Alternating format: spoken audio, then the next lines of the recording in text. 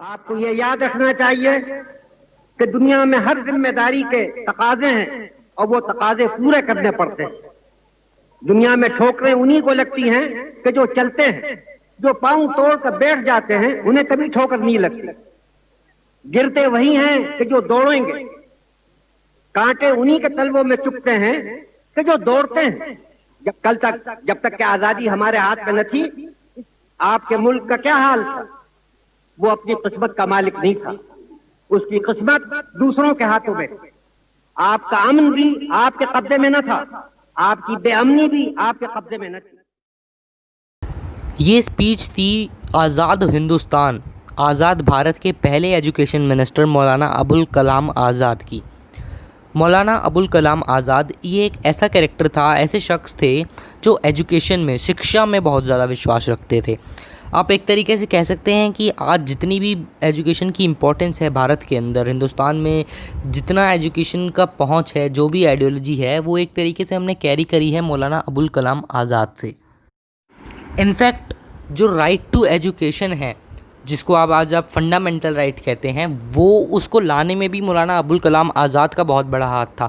हालांकि तब मौलाना अबुल कलाम आज़ाद नहीं थे। 86th अमेंडमेंट एक्ट के तहत सन 2002 में राइट टू एजुकेशन को जो है फंडामेंटल राइट बनाया गया। लेकिन आप अबुल कलाम जी की आप आइडियोलॉजी का अंदाज़ा ऐसे लगा सकते हैं कि जो चीज़ 2002 में हुई, राइट टू एजुकेशन को फंडामेंटल राइट बनाया गया, उस चीज़ को अबुल कलाम आज़ाद ने लगभग 1990 के दशक में ही कह दिया था। 1985 के बाद से ही, जब वो अपने जीवन के आखिरी दौर में थे, तो इस बात पे बहुत ज़ोर देते थे कि भारतीय संविधान में फंडामेंटल राइट होना चाहिए, राइट टू एजुकेशन। तो उन्हीं की आइडियोलॉजी को एक तरीके से बेस मान के फंडामेंटल राइट बनाया गया, राइट टू एजुकेशन को। अब इनकी बायोग्राफी का अगर मैं शुरुआत से जिक्र करूँ तो 11 नवंबर 1888 यानी कि 11 नवंबर 1888 को मौलाना अबुल कलाम आज़ाद का जन्म हुआ मक्का मदीना में। मक्का ये वही है जहाँ पर आज सऊदी अरेबिया में जो मोमडन्स का, सभी मुसलमानों का सबसे बड़ा धार्मिक स्थल माना जाता है, वो मक्का मदीना है। ये वहाँ पर 1888 में इनका जन्म हुआ। अब कुछ लोग सोचते हैं कि मक्का मदीना में इनका जन्म हुआ तो ये हिंदुस्तान कैसे आए, क्या कहानी। देखिए, ये हिंदुस्तान के ही थे। इनके पिताजी, जिनका नाम था मोहम्मद खैरुद्दीन, वो हिंदुस्तानी ही थे, बंगाल में रहा करते थे। वो बंगाल में काफ़ी टाइम से वो अपना कारोबार करते थे, रोज़गार चलाते थे। लेकिन जब 1857 का विद्रोह हुआ तो उन्होंने उस विद्रोह में हिस्सा लिया। भारत की आज़ादी के लिए एक तरीके से क्रांतिकारी वो थे, भारत की आज़ादी के लिए वो लड़े। जब विद्रोह हुआ तो विद्रोह के बाद उनको अंग्रेज़ों से बच के, क्योंकि अंग्रेज़ों ने डोमिनेट कर लिया था, तो अंग्रेज़ों से बच के उनको मक्का जाना पड़ा।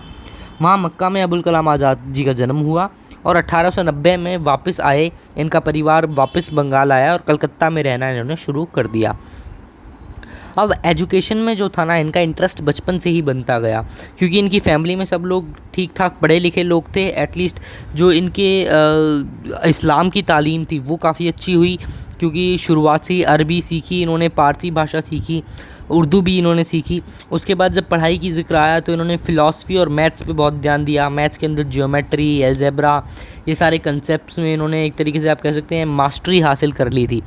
उसके बाद पढ़ाई को ये इतना ज़्यादा मतलब कीमती मानते थे कि इन्होंने सेल्फ़ स्टडी भी करी, फिर इंग्लिश में सेल्फ़ स्टडी करी और पॉलिटिकल साइंस पढ़ा, इंटरनेशनल स्टडीज़ की, मतलब पूरा पॉलिटिक्स के ऊपर इन्होंने पकड़ बनाई और एजुकेशन का उसमें बहुत बड़ा हाथ रहा। तो यही कारण है कि एजुकेशन की तरफ इनका थोड़ा सा झुकाव भी ज़्यादा था।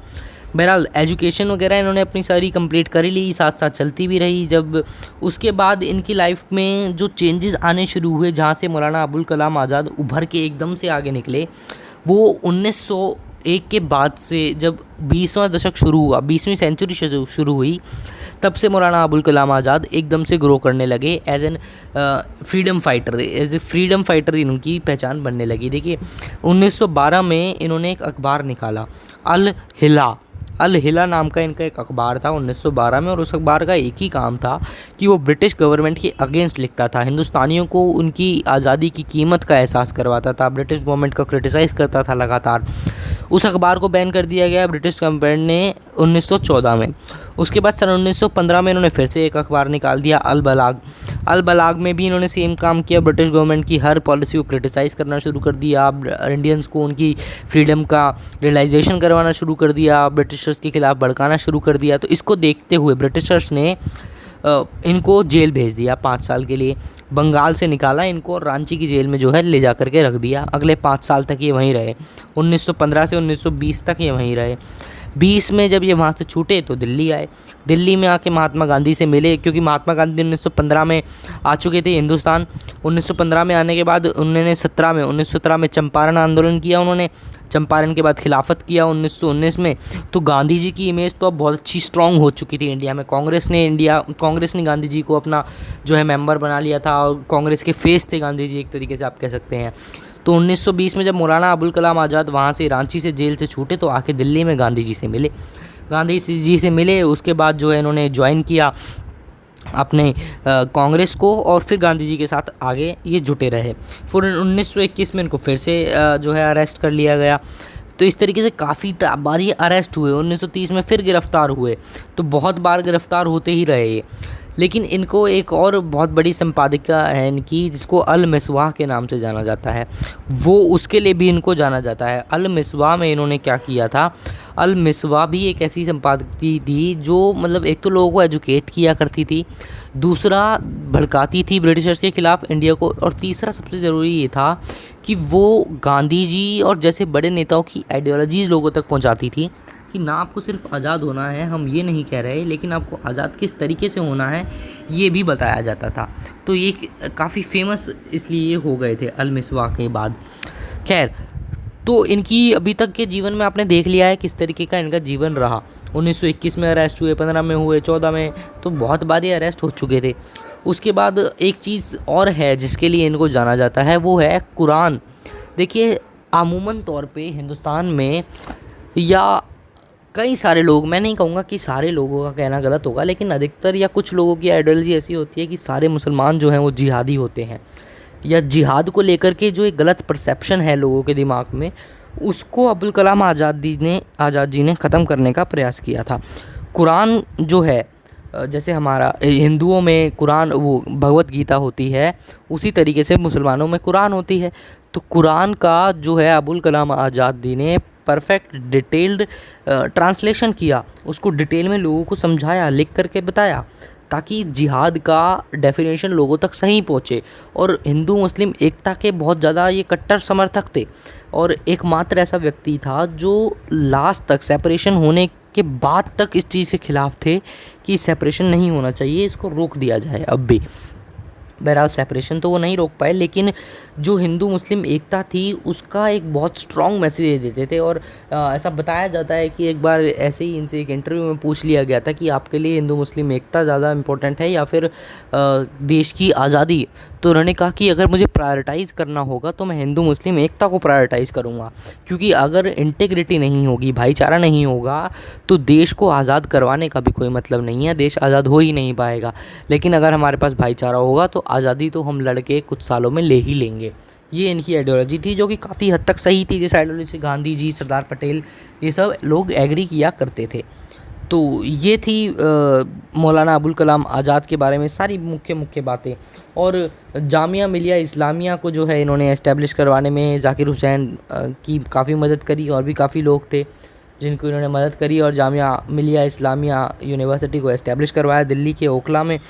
और आज जो है मौलाना अबुल कलाम आज़ाद के जन्म दिवस पे 11 नवंबर को मौलाना अबुल कलाम आज़ाद को याद करते हुए पूरे देश में नेशनल एजुकेशन डे मनाया जाता है।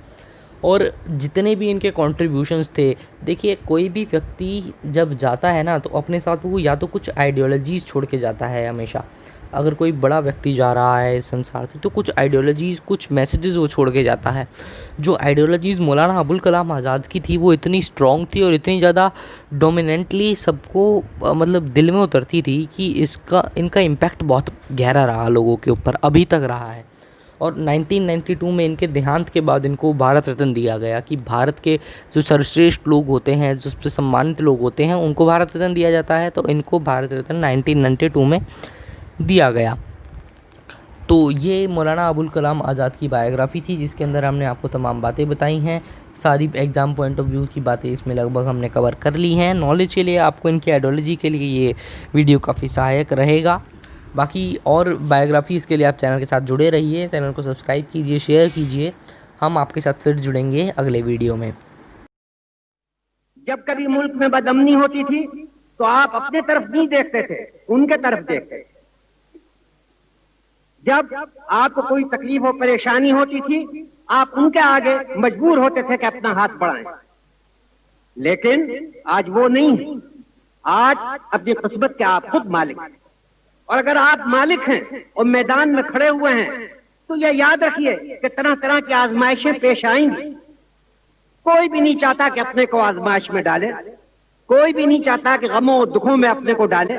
लेकिन अगर हमने जिम्मेदारी का बोझ उठाया है तो तरह तरह की परेशानियां हमें पेश आएंगी। अगर हम मैदान में दौड़ रहे हैं तो कदम कदम पर हमको ठोकरों से दो चार होना पड़ेगा। उससे हमें घबराना नहीं चाहिए, उससे हमें उकताना नहीं चाहिए। मर्द बनकर उन तमाम जिम्मेदारियों को उठाना चाहिए और उन परेशानियों का मुकाबला करना चाहिए। अगर एक जिंदा इंसान है और उसकी रगों में गर्म और जिंदा खून दौड़ रहा है तब उसके लिए बीमारियां भी हैं, ठोकरें भी हैं, मुसीबतें भी हैं, हर तरह की परेशानियां भी हैं। तो जिंदगी का मानी यही है कि हम बोझ उठाएं और बोझ इस तरह ना उठाएं कि घबराए हुए उठाएं, मर्दों की तरह हिम्मत के साथ उठाएं।